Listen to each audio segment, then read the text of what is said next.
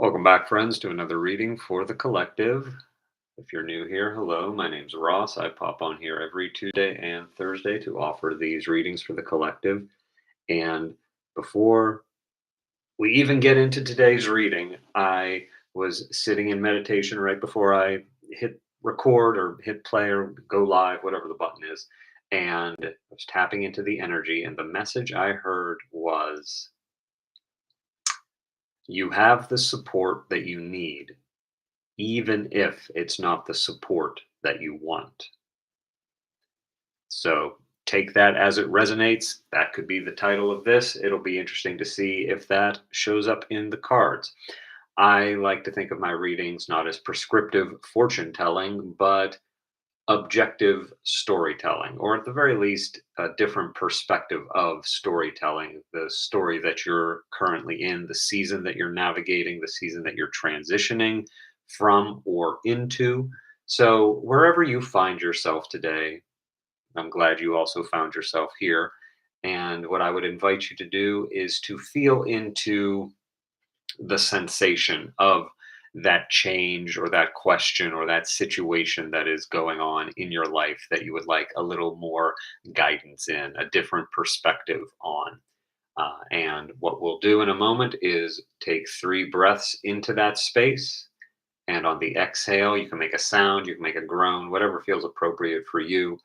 And what I also invite you to do is imagine that that exhale carries the energy of whatever the sensation is, carries it through the internet and into the cards.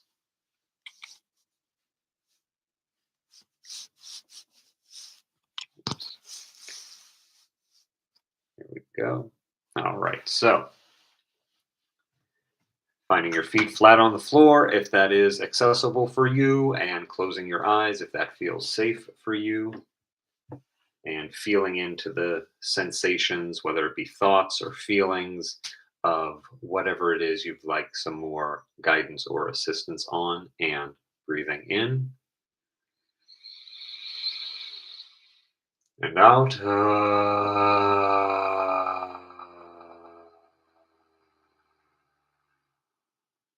And again, breathing in and out.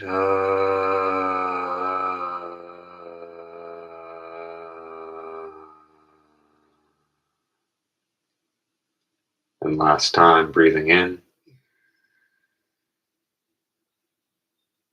and out.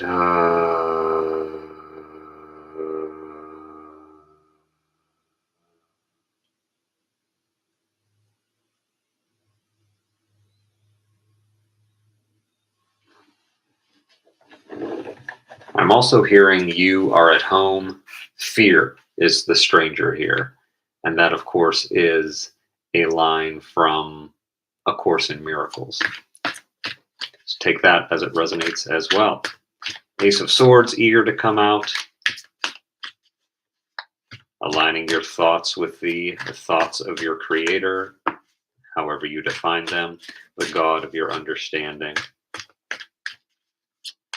This actually came up in a reading that I did, a one-on-one reading that I did for someone else yesterday, where we looked at the story that their soul was trying to tell in this iteration. And I like to think of the aces as the literal hand of God reaching out, whatever it is the suit represents. Swords represent the thinking, and they also represent the element of air. So you could be uh, Libra, Gemini, or Aquarius. Don't have to be, though. And the interpretation that I like for this card is it is aligning the thoughts with the thought of your Creator, however you define that. This is putting the ego aside, reparenting the ego, healing the ego, letting the ego know that they may have been doing what they were doing from a role of protection, and that you appreciate that. You appreciate the protection, you appreciate the attempts they were making, but those programs that the ego runs, they came from a time when you were traumatized and were doing the best that you could with whatever it was that you had. So you think about what a 5-year-old might do to protect someone versus what God would do to protect someone, or a safe adult might do to protect someone. And when you can, and this is something that I just hit on yesterday, so this is a new understanding and understanding for me. So if take this if it resonates. When you are able to understand and understand that all of the ego's defense mechanisms are that are defending you to keep you safe, are protecting you to keep you safe, then from an objective point of view, you are invited to observe the ego's behavior as an expression of love.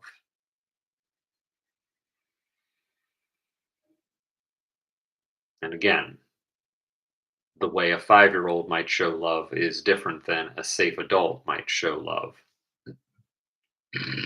Confirmation burp, excuse me. And so for me, it's been a an interesting experience of noticing that, feeling that, and then offering gratitude to the ego for trying to show me love, for trying to love me. But the practice that I've been doing is now I know, capital K knowing, Ace of Swords knowing, I know what unconditional love is. Even if I can't always give it or feel like I'm always receiving it from other reflections of the God within, I can give that to myself. I can say to the ego, to the parts of me that are trying to protect me, that are trying to protect me out of a sense of love and devotion, hey, thank you. I really appreciate what you're doing. We know a better way to love now. We know how to love unconditionally. And so, what would you like to do instead of doing this? How would you like to express your unconditional love for me, ego, without all this defensiveness, all this protection?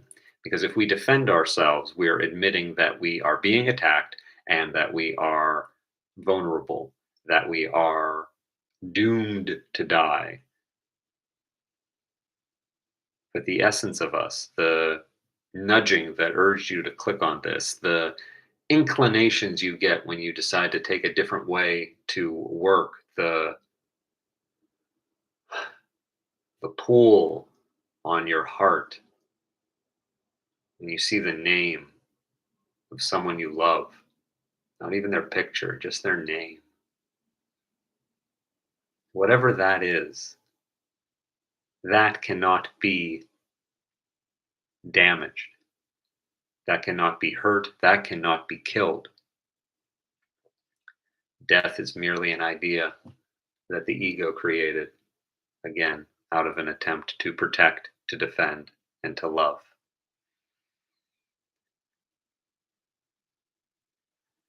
And, maybe you're a I mean, you're obviously a different person than me, but maybe your particular brain chemistry or body chemistry has set you up in a way that you're able to feel unconditional love and not really have to conceptualize it. But because of the way that I have been created by my creator, understanding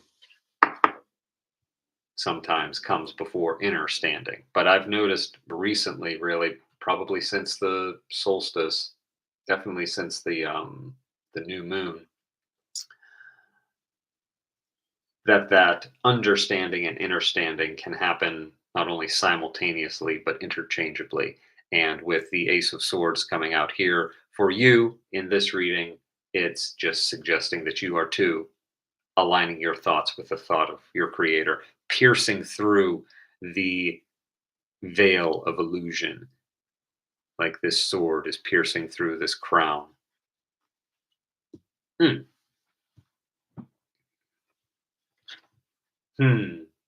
Wheel of Fortune. I was Probably for the first time in my whole life, I was called to just pick up the Bible to read, for leisure. I don't know if I've mentioned this here, but I grew up in a borderline fundamental family where religion was weaponized more so than celebrated.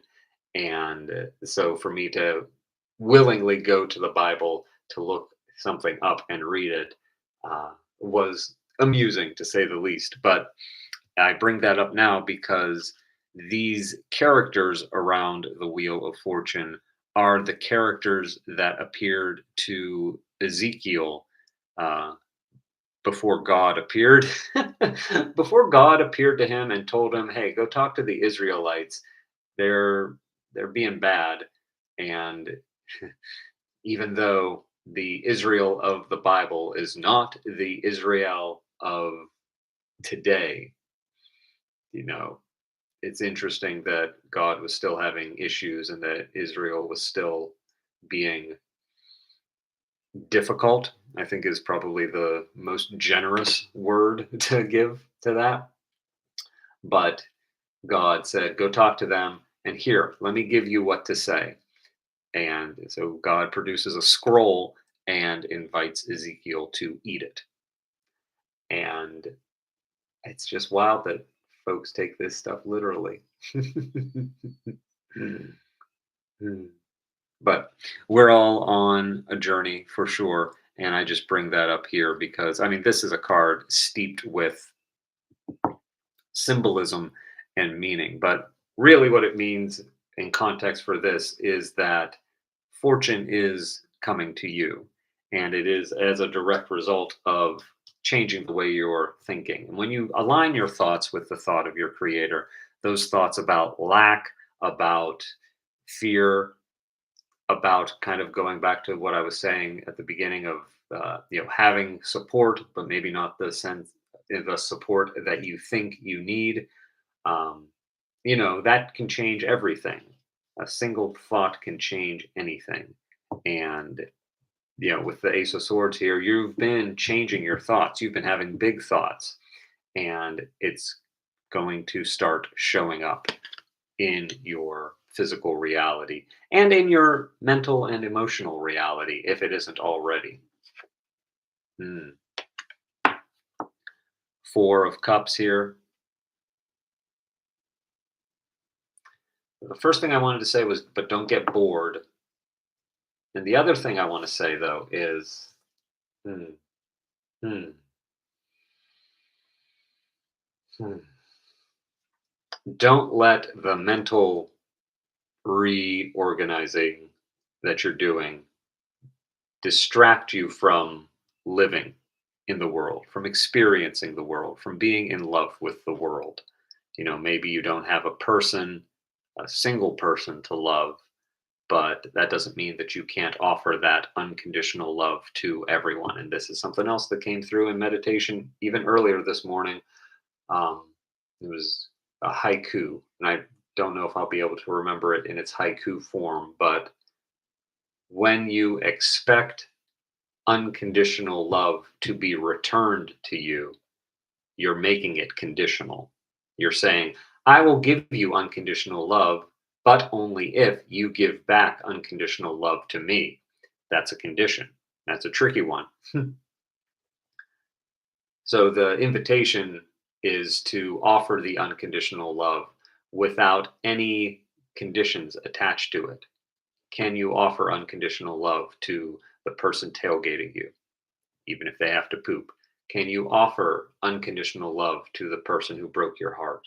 Can you offer unconditional love to the well meaning parent who abused you? Can you offer unconditional love to the people and organizations and countries that are destroying the world? Some of those might be more challenging than others, and I'm not here to say that you need to or should be able to do any of that. I'm just offering these as an example. And to come back to this, And it's interesting because I was thinking of the Ace of Cups, and we can kind of see this uh, card as a miniature Ace of Cups. See, we've got the hand of God reaching out from the cloud to offer whatever it is to this person. Cups represent the element of water, so that might make you. I mean, it's Cancer season right now. Uh, you might be a Cancer. Oh, what are the other ones? Cancer, Pisces, or Scorpio. There we go. You can fill two galaxies with all I don't know about astrology, but doesn't have to be one of those placements or signs. And it's all about the emotions. So don't get so engulfed in the mental airiness that you neglect the body, neglect the emotions, and neglect what the emotions are telling you. You know, an interesting kind of practice that I've been doing, and it does feel supported now that we are in Cancer season. Um, I will feel something. Usually it's in my solar, heart, or throat. And I will get my pen and paper if I have that nearby, and I will tune into that sensation. And I invite you to do this in your own practice if this resonates. Tuning into that sensation, and I'll see if anything's up for me right now. It feels like okay. Feels like the solar wants to talk, maybe the heart, maybe all three. And if I have the paper in front of me, I'll just ask, what do you want to tell me, heart? What do you want to tell me, body? What do you want to tell me, throat? What needs to be felt? What needs to be expressed?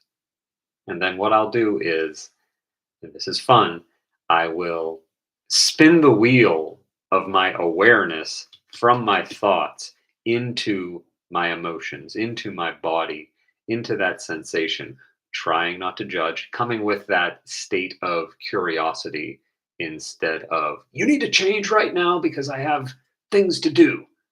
No, we're not doing that. We're coming gently. We're coming with unconditional love because this is a part of us that wants to share something with us. And it's something that might have been, um, I want to say diffused, but that's not the right word. Something that wants to come out that might have been covered, domineered, demeaned, for your entire life. And as I'm saying this, I have my eyes closed and I'm seeing a dove. So I think we had a dove pop up in the last reading. So doves might be relevant 1808 as I'm saying that. So anyway, getting back to feeling into the feeling and then almost like an interview, asking that, what is it that you need? What most needs to be felt? And I don't have my pen and paper here, but I want to tune into these sensations almost as a, yeah, I guess we could say almost as a teaching and see what wants to come up.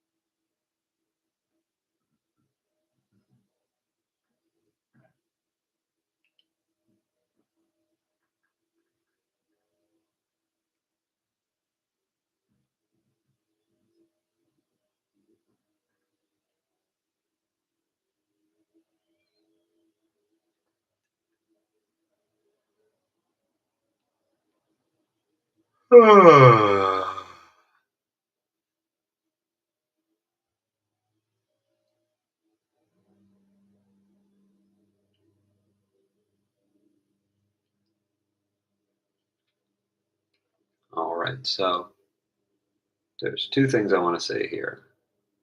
First thing that kind of came through was the image of a boat. I was thinking of I think that's the Eight of Swords, Seven of Swords, and I was also the message came through with that was the day you build the boat is not the day you set sail. And there's also that I think it's a Buddhist story of someone who confirmation burp, excuse me.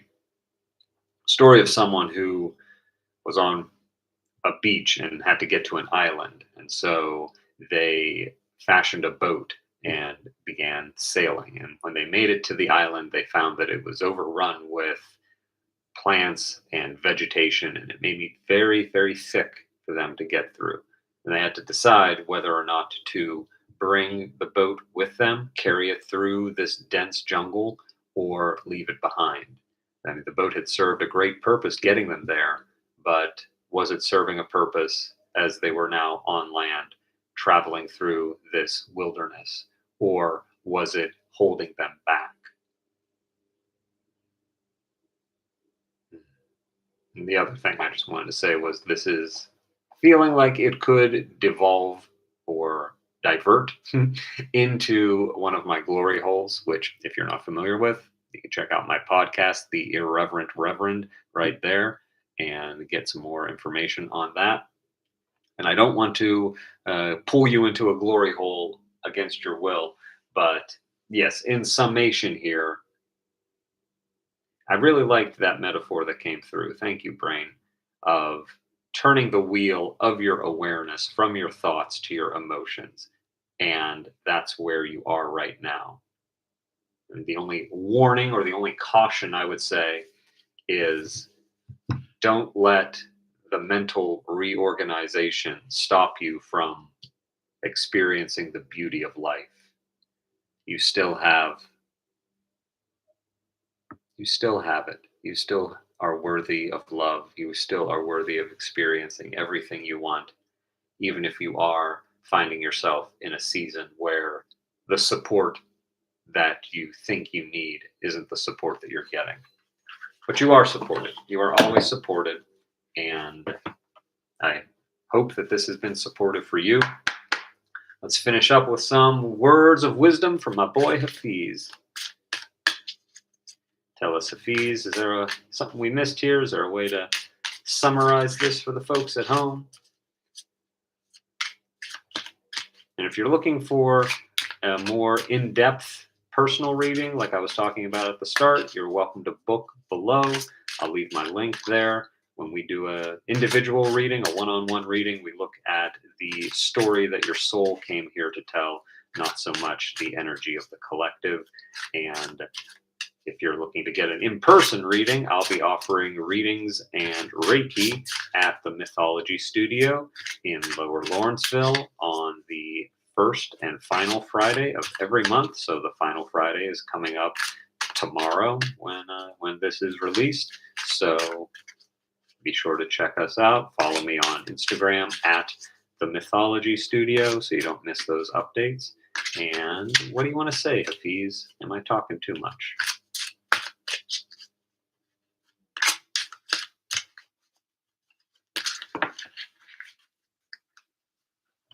I also wanted to look at the bottom of the deck to see kind of like where this is leading to. Yeah, leaving behind a situation, ascending, evolving.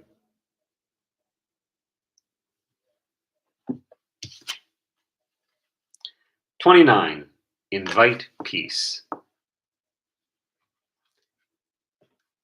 Which, might be what this I'm sorry, 4 of Cups guy is doing here, sitting in meditation.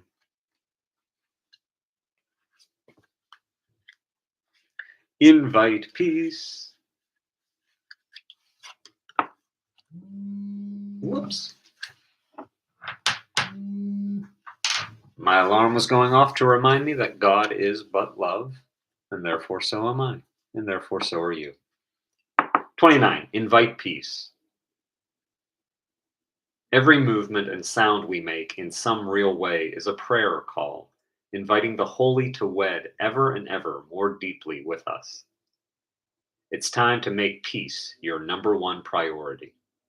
And in order to do that, you must relinquish all desires to be right or good or even understood. Peace surpasses all thought and understanding because it comes from beingness. There is no right and wrong in this moment, only the space between knowing and accepting all as it is.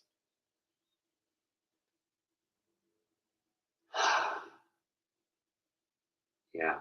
Mm. Mm. I am feeling that. So invite peace. Invite peace to your ego in those places where they're still holding fear in your body. Invite peace into your interactions. Invite peace into your thoughts about the people that have seemingly grieved you, aggrieved you.